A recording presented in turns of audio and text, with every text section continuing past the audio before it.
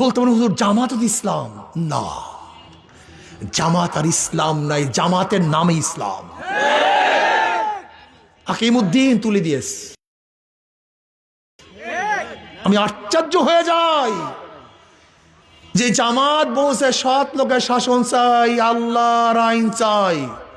আমাকে দেখান তো এইবার কোন জায়গায় আমির সাহেব আল্লাহর আইন চাই একটা বক্তৃতা করছে কিনা দেখান তো। হ্যাঁ, চিন্তা করতে পারছেন? আমাকে দেখান তো।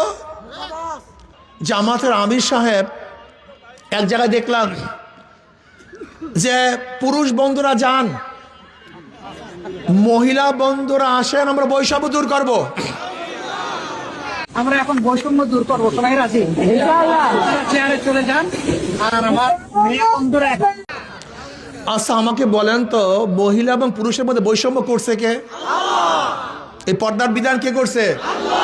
এখন আমরা যদি বলি বৈষম্য দূর করবো, আসেন, ইমানের অবস্থা কি আমি জানি না।